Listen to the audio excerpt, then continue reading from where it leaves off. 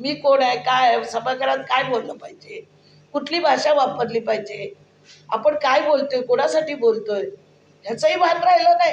जे लोकप्रतिनिधी काम करतो तो कोणासाठी करतो, मी कोणासाठी करतो हॉस्पिटल, का माझ्यासाठी, माझ्या मुलांना काही नोकऱ्या लावायच्या आहेत, का मला जाऊन त्या हॉस्पिटलमध्ये राहायचं आहे. एक सर्वसामान्य महिलेला वाटतं की या विभागात मी काम करते, तर या विभागाचे प्रश्न सुटावे, इथे आरोग्य सेवा चांगली उपलब्ध व्हावी. आणि त्यासाठी आज नाही तुम्हाला माझी किंमत करणार, पण जेव्हा हॉस्पिटल उभं राहील, जेव्हा लोकांना त्याची गरज लागेल, तेव्हा तुम्हाला कळेल की मंदाताईंनी केलं योग्य केलं म्हणून. या लोकांना एक आरोग्याबरोबर रोजगाराची पण मोठी संधी मिळणार आहे.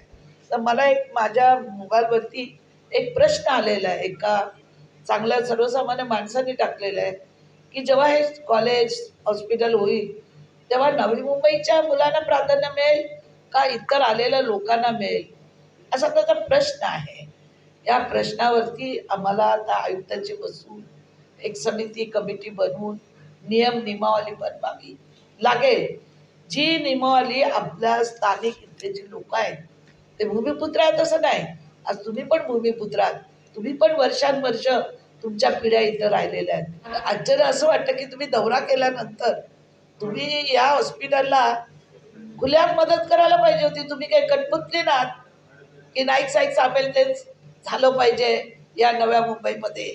इथली जनता काय सांगेल ते झालं पाहिजे. कुठला नेता इथे बोलेल ते नाही झालं पाहिजे. इथं इथली जनता, त्या जनतेने तुम्हाला निवडून दिलेलं आहे. तुम्ही काय खूप कमळाचं काम केलं म्हणून निवडून आलेलाच नाही आहेत. विकास कामं आम्ही आणली, भारतीय जनता पार्टीने आणली. त्या भारतीय जनता पार्टीच्या तिकिटावर इथे कोणी जरी उभं राहिलं असतं तरी तो निवडून आला असता, आणि त्याच्यावर तुम्ही निवडून आलेले आहेत.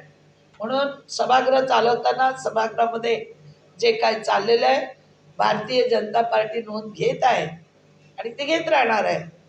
दुसऱ्याच्या खांद्यावर बंदूक ठेवून प्रस्ताव आणायचे, दुसऱ्याच्या खांद्यावर बंदूक ठेवून प्रस्ताव चालवायचे. अरे जो मर्द आहे ना मर्द, तो मर्द सारखा या आणि माझ्या समोर लढा, तो तुम्हाला मी मर्द मानेन. समजलं ना?